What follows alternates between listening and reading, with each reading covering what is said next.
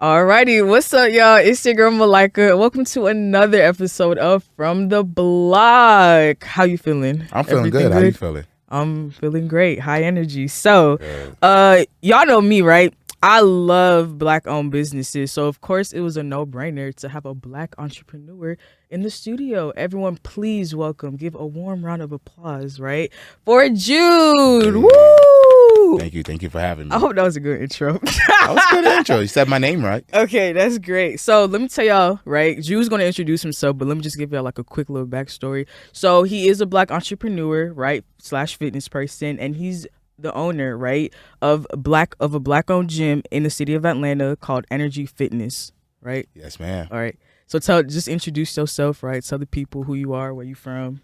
What's up, people? Thank you for having me. This is a great opportunity just to be here. I'm Jew Jean Marie, Haitian descent. Parents are from Haiti. I was born and raised in Jersey for 25 years.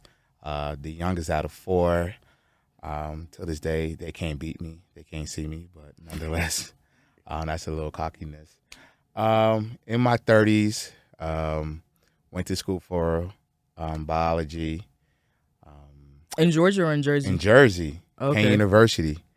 From there, migrated to Georgia after a long, heartbreaking relationship of 10 years. Came to visit my mom's in 2013. I came to visit, and I just never went back. So I think my old job is still waiting for me. But it's been 9 years since I've been here. It's been a great 9 years. I've learned a lot, seen a lot. I grew a lot as well.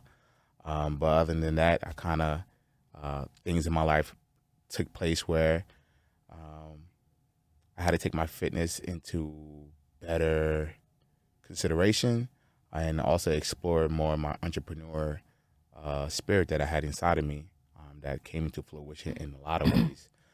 But all in all, that's pretty much about me. You know, we all got a story, and then I'm happy to share Thanks. mine. So, because you said a lot, right? Yeah. So how did you get into fitness? Well, I grew up in a Haitian household playing soccer, but that does not mean that I was in shape. When I was in high school, I got addicted to mac and cheese. I don't know what happened to me. I was 170 my junior year, and for a whole year, literally for 365 days, I only ate mac and cheese, and I gained from 175 to 225. And I was just All that dairy. I went to my training camp in high school, and I was like, "Yo, who is this guy?" I said, "He's Jude." I was like, "What?" So they told me to run, and I ran, but I just kind of got in game shape. As I fast forward, when I moved to Georgia, I never was able to go back to 170 nothing, like to 190. I was always 222 or bigger. Um, then as I transitioned to Jersey, a lot has happened, but one of the biggest thing that happened was my mom passed away, and she passed away in my arms. We were having prayer time, and I just seen her eyes roll in the back of her head, and immediately I knew she was going through a heart attack. And I tried to do CPR, administrate CPR, and I was unable to resuscitate her. I really, was one of the lowest part of my life. And as the youngest, I felt like I let the family down.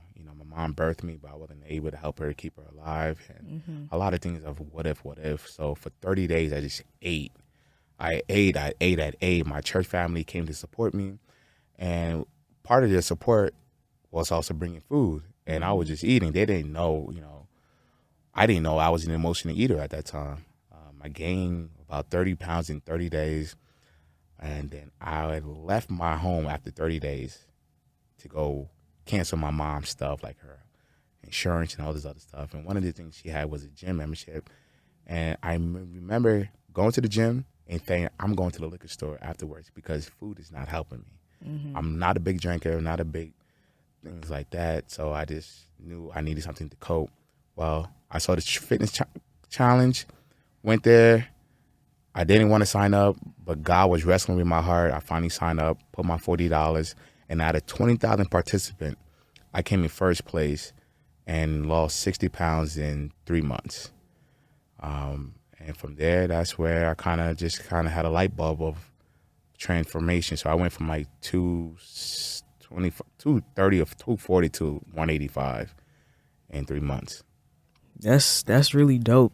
So, do you think with that process, right, of you know, starting that journey and you know, losing that weight, Hmm. you know, being that competition, do you think all of that helped dealing with the grieving process of Yeah, your mom? it most of it definitely did. What I did not know is fitness or working out helps you fight depression. It helps you manage your stress levels as well that I did not know. All I know, I wanted to do something in honor of my mom. What I Mm-hmm. was doing and eating and what I was planning to do was dishonoring her as far as having this level of healthy eating. Mm-hmm. Uh, my dad passed away from heart disease. My mom passed away from heart disease. And the first thing she ate 30 minutes prior to having that heart attack was a greasy Chinese food. Mm. And I remember telling myself, and God was speaking to me, He's like, if you have to spend the rest of your life without your mom, you could spend 3 months without eating this crazy food. So I just did it in honor of her. But the end result of that was me being in shape, me having a lot of clarity, me even having more um, vision to and purpose to what I need to do and how can I do that for others. Wow. I like how you spoke on the connection between mental health and fitness because I feel Yeah. like that's not talked about enough. Because I think when people, you know, they think of going to the gym and they think of it as like a really tedious process and Hmm. I'm gonna be out of breath and da da da. But it really, you know, it helps the soul. It really Yeah. is. It gives you a lot of clarity. So, what was the beginning process of changing your diet? Man, I remember this vividly. After I signed up and all I did was eat, I was like, now that I signed up and I'm doing this on my mom, I have to go to the grocery store. And I knew that I have to kind of meal prep. And Mm-hmm. I was just like, I don't know what to do. I really had no idea, what clue. So I was like, I know I'm going to need meat, some veggies, and like rice. But I didn't know about proportion or anything like that. Um, so, and the idea of eating the same thing over and over the next day was just like, I just felt like that was just too much. That was like I a still lot of feel that way. discipline. But what made me challenge myself was like, Jude, if you think you're going to be married with your future wife for the next 10 or 5 years or 30 years, she's going to be the same person. So this is your opportunity to see how can you be disciplined in eating the same food over and over. Just like how can you be disciplined being with one person over and over. So that was the challenge to myself to say, if I could just eat this for 5 days, then I could change it up every week. I could be okay with that. But with people, it's like that's who they are, and that's who you're gonna have to deal with for the rest of your life. So that's how I just kind of really turned my fitness regimen and idea and principle to if this was a relationship, how do I not cheat? Why do I get tempted to do this and not do that? And I find a lot of weakness within myself, my willpower that I had to like surrender and also had to grow that muscle because it is growing in muscle where it's tough, it's hard, but after time you kind of get strength, you kind of get that endurance, you kind of get that stamina, and you be like, this ain't so bad. So that's how I was be able to meal prep. But I did more research. It's like, how many grams of protein I needed. Well, that depends how much you want to weigh. If you want to weigh 150, you got to eat 150 grams of protein. Yeah. So that's how I was able to kind of calculate MyFitnessPal.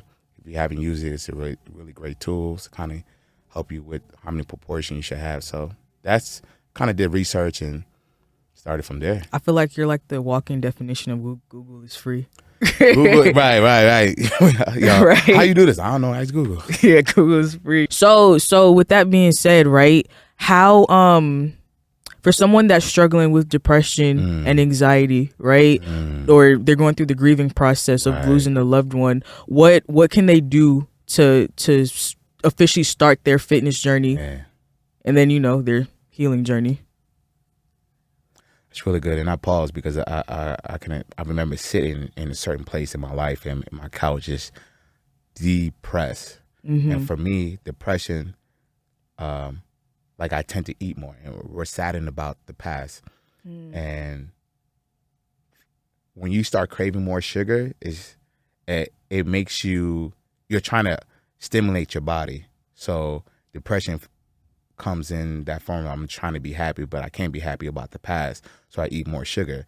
Anxiety, you're anxious about the future, so your brain, you crave more salt, and salt helps your brain functionality to create a problem. So it's like fuel to your brain to create more solutions to the future. So you're always trying to keep moving. So when you work out, fitness helps you release that stress of depression or anxiety.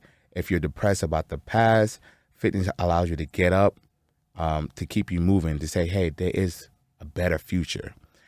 Anxiety, you're worrying about the future and you're always trying to keep moving. So fitness also allows you to be moved, but in a productive way. And also helps you clear your mind like no other. My statement at my gym, I like to say, getting into shape is more than physical. It is more than a physical journey. People think I'm just trying to get in shape. No, it's get mentally in shape, get spiritually in shape, and physically in shape will be a great byproduct of that as well. And it's funny you said that too, because well, let me ask you your opinion on this. So I was watching a Lauren London interview, and she said that there's a big correlation apart from just working out, but food and mental health. What are your thoughts on that? Food and I haven't done more research about that, but I could see that. Because you did mention like when you eat more sugar, right? That those are the symptoms, right? So yeah. those are the symptoms. Like you see yourself craving more sugar, then you're like, I know for me, like I'm starting to crave more sugar. I was like, I think I'm falling into depression. So then I have to catch myself, or I see myself craving more salt. I'm like, I think I'm anxious about something. Because I've always heard like not to call myself a conspiracy theorist, but you eat a lot of fast food, you eat a lot of greasy food, and that can really like mess with your mental versus you eating more, veggies and healthier foods. Yeah. Right. Because what is calories? Calories are fuel. What are you trying to fuel? Are you trying to fuel your depression, or are you trying to fuel your anxiety? Yeah. Or are you trying to fuel your current content state? Yeah. So.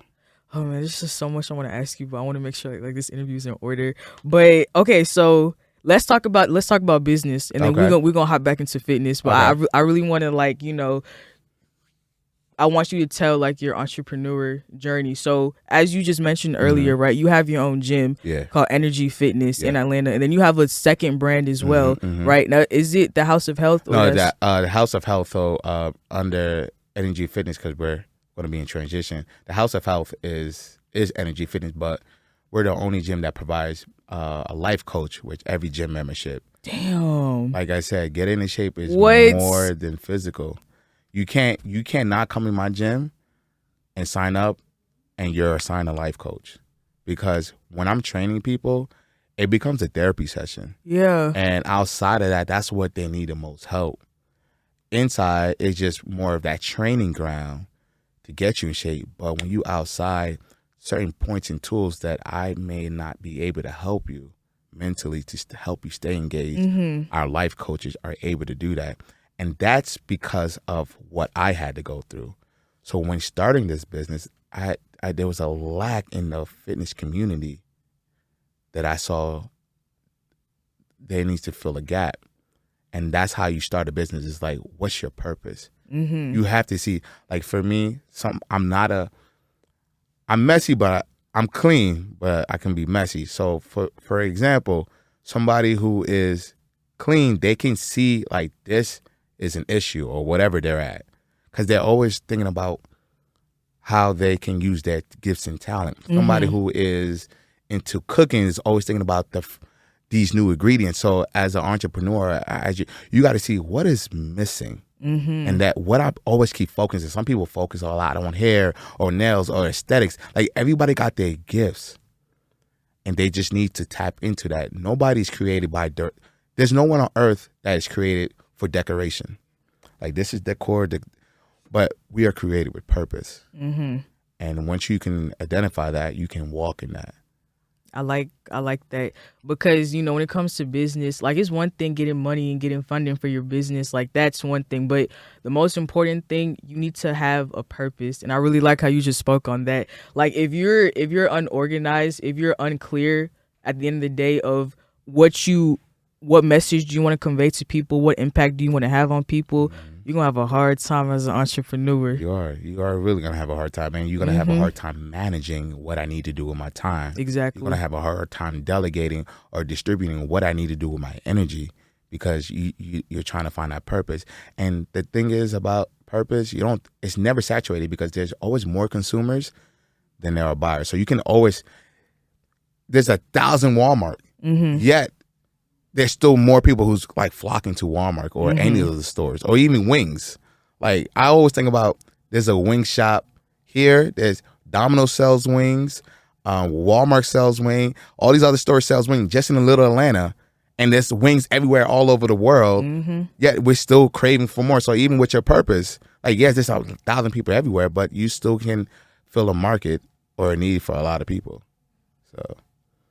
Facts. So what was the process like of starting the business? So I mean, I think, you know, we have a pretty generic sense that you need the either LLC or like sole proprietorship, you need to trademark it. But how did you go about like finding the building? What was the process like? Because you even mentioned that each membership comes with a life coach. That takes a lot of planning. So how did you do that? I think there's an internal and external. So when to be honest, it kind of like fell in my lap. But this happened. What you guys are seeing is the fruit of what I'm doing. There's a root to it. So the root came back since 5 years ago, when I was just struggling with my emotions and my health, and then transitioning to working out. From working out, transitioning into helping my community. And my community was a church community. My mom used to go to church all the time. And Christians are 30% more overweight than any other religion. Young adults who attend church once a week have a 50% chance of becoming obese. Leaders are 76% more overweight than the general population. Georgia ranked 50 out of 51 state in mental health accessibility. I saw my market. I saw this. There needs to be a gap. So my gap was not necessarily the whole world of people. It was just in the Christian community. And that's how I started, just working out and then providing faith-based fitness apparel. Nike had apparel, which means God of Victory. Adidas had it. They have their own slogan, and Puma had their own thing. And I was like, okay, where's the faith-based brand? And I was like, okay, let me tap into that, because not only am I a believer, but I saw that there wasn't a market for that. So creating apparel is called Buff, Believers United for Fitness, and then kind of working that way, and then creating my demographic, my market. I was able to gain more traction. People hired me. And then from there, God saw my faithfulness in preparation. And as I prepared 5 years later, there was this building for sale. It had gym equipment. My boy he saw it because he was just online, just looking for something for himself. And he sent it to me, which is part of having a great community. Yeah. So, that day he sent it to me is the same day I went over there. Wow. I was like, it was closed at that time. I touched it. I said, God, I want this. And God don't give you what you pray for. He gives you what you can manage. And he saw that I could been able to manage that. So within 2 weeks, I was able to buy the building with the equipment. And then I was off and running. That's really heaven sent. Now that was 5 years ago, or that was 5 years ago was the building of like the brand of brand. Buff. Yeah. Okay. But then officially officially in the space. June this of 2022. Okay, this year. Yeah, and Okay. I just did a ribbon cutting September 3rd. That's dope. Yeah, so I bought the building, and then I started working it for 3 months, and I'm like, okay, now I have a system. Like, okay, now I can open up to more so of my public and let people know. And yeah, I saw this thing online, and I feel like you're like, your story is like a good representation of that. Where when you have a dream, right, or you have a vision of what you want, God will give you a taste of it in the beginning to see if you can handle it. Man. And then as you keep on, passing those tests, then, you'll get more. Right. Right. As time goes on. Yeah. And that's what it is. With anything, he wants to see how you manage. Yeah. Like, how do you manage? How can you manage it? How do you manage? And that's really big on scaling to the next level, because there's things we got to learn in this season that's going to help us for the next season. And also to see if it's really authentic.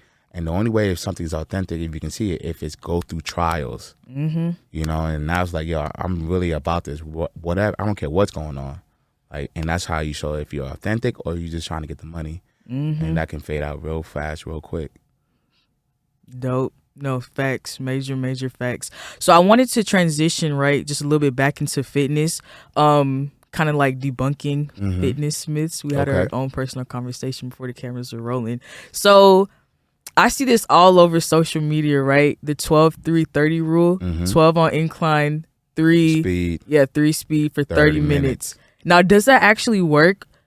So I had tore my patella tendon 2014. So the patella tendon doesn't allow you to run as fast. And I love to run.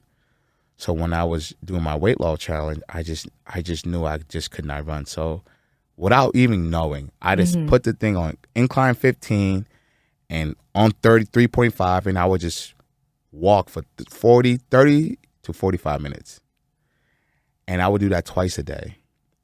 And I was able to lose 60 pounds just by walking. So let me tell you that 12, 3, 30. But how long did it take, though? How long did it take? Yeah. 3 months. Damn. With consistency.